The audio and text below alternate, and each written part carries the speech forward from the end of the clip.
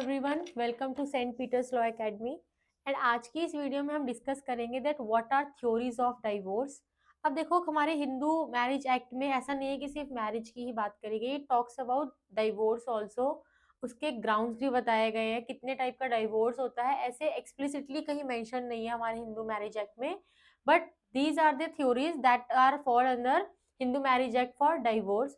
So there are three theories of divorce. First is fault theory, then is consent theory. उसके बाद बात आती है irretrievable breakdown theory, that is irretrievable breakdown of marriage. अब देखो, ये सबको ही पता है, ये वर्ड्स तो सबने ही सुने होंगे। जब हम हमारा हिंदू मैरिज एक्ट पढ़ते हैं, जब अपना फैमिली लॉ में हिंदू लॉ पढ़ते हैं, तो ये तीनों ही टर्म से सब फेमिलियर है। लेकिन इनका मीनिंग क्या है, व्हाट आर दीज थ्योरीज, और इनका सब कैसे कैसे एप्लीकेबल होती हैं, वो हम आज की इस वीडियो में डिस्कस करेंगे। So let's start with fault theory. अब देखो, फॉल्ट थ्योरी में क्या होता है ना, फॉल्ट इज, देखो, जहां पे ये कहा जाता है कि भाई एक पार्टी की गलती थी, एक पार्टी फॉल्ट पे थी और दूसरी पार्टी बिल्कुल सही थी, उसका कोई मिस्टेक नहीं था, बट सिचुएशन ऐसी हुई कि शादी नहीं चल सकती, इसलिए डाइवोर्स होगा। ठीक है, तो यहाँ पे क्या है, the fourth theory of divorce which is also known as the offence और गिल्ट थ्योरी। तो फॉल्ट थ्योरी को और क्या कहा जाता है, ऑफेंस और guilt theory. It states that a marriage can only be dissolved if one spouse commits a matrimonial offense against the other. अब फॉल्ट थ्योरी का कहने का पर्पस ये है कि भाई एक पार्टी जो होती है वो पूरी तरीके से फॉल्ट पे होती है, दूसरी पार्टी जो होती है वो पूरी तरीके से सही होती है। ऐसा नहीं होता है। अब अगर आप अपनी सोसाइटी में ही देखें, इट्स नॉट ऑलवेज कि भाई हस्बैंड ही गलत होता है हमेशा या वाइफ ही गलत होती है हमेशा।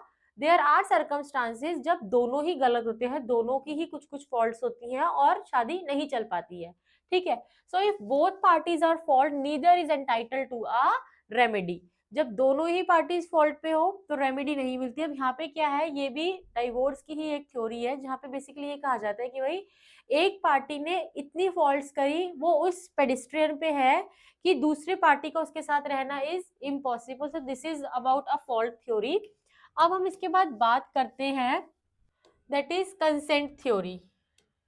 कंसेंट थ्योरी में देखो क्या होता है, यहाँ पे इसको हम बोल सकते हैं that it is also known as no fault theory. So the consent theory of divorce also known as no fault theory, and it is a legal framework that allows a marriage to be dissolved by mutual consent. अब देखो, जब हम divorce की बात करें तो हम कहते हैं ना, दो टाइप का डाइवोर्स होता है भाई। एक तो हो गया म्यूचुअल डाइवोर्स और एक हो गया है कंटेस्टेड डाइवोर्स। ठीक है, तो वो म्यूचुअल डाइवोर्स जो होता है वो कंसेंट थ्योरी में ही आता है कि जहाँ पे हस्बैंड भी और वाइफ भी, दोनों में से किसी का फॉल्ट नहीं है, लेकिन सर्कमस्टांसेस ऐसे थे, सिचुएशंस ऐसी थी कि दोनों एक दूसरे के साथ नहीं रह सकते। फॉर एग्जाम्पल, वाइफ जो है, जो गर्ल है, वो हस्बैंड को एक्सेप्ट नहीं कर पाई, उसके तौर तरीके, वाइफ की तौर तरीके हस्बैंड एक्सेप्ट नहीं कर पाया। दोनों ने ही आपसी में ये डिसाइड करा कि भाई इससे अच्छा, मतलब आगे जाके फ्यूचर में हम दोनों की ज्यादा लड़ाइयाँ हो, इससे बेटर है कि हम दोनों टाइमली अपनी अपनी मर्जी से अलग हो जाए, तो जिसको हम बोलते हैं म्यूचुअल डाइवोर्स।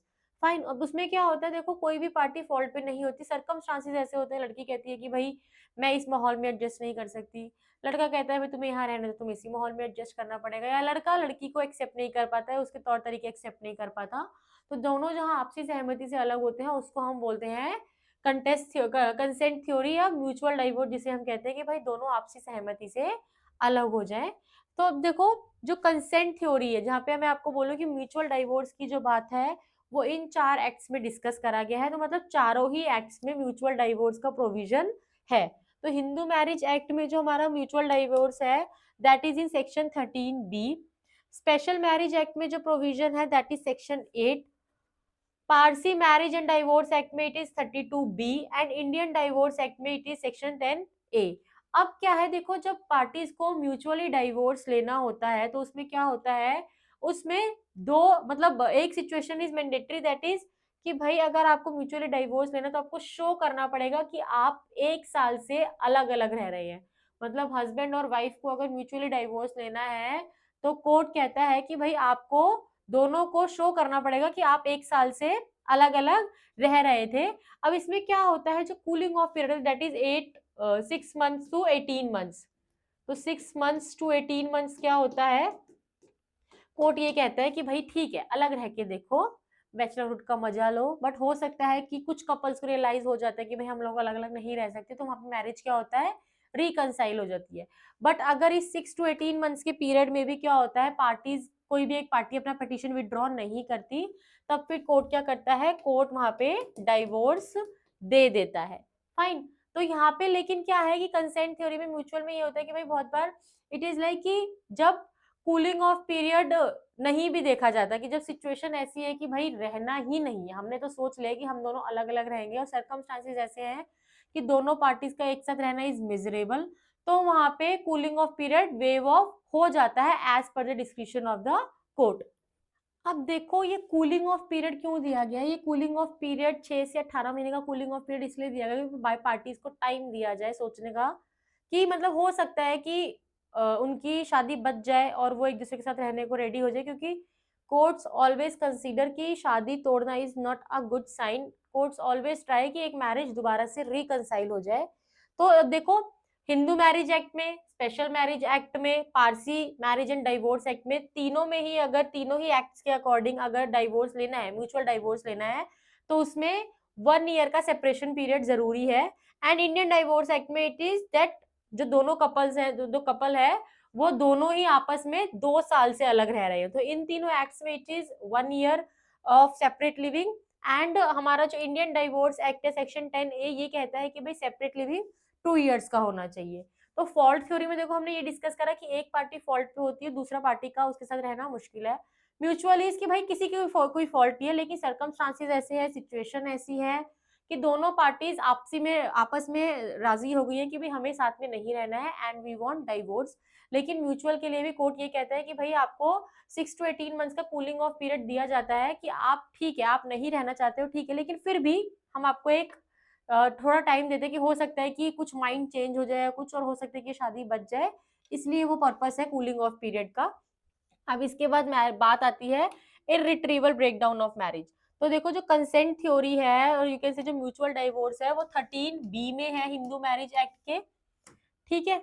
और इसके बाद बात करें इररिट्रीवेबल ब्रेकडाउन ऑफ मैरिज की, तो वो हमारा section 14 of Hindu marriage act में इम्प्लाइड है, क्योंकि वहां पे देखो बेसिकली तो पीरियड दिया गया है कि 1 ईयर से पहले कोई भी पार्टी डाइवोर्स के लिए अप्लाई नहीं कर सकती।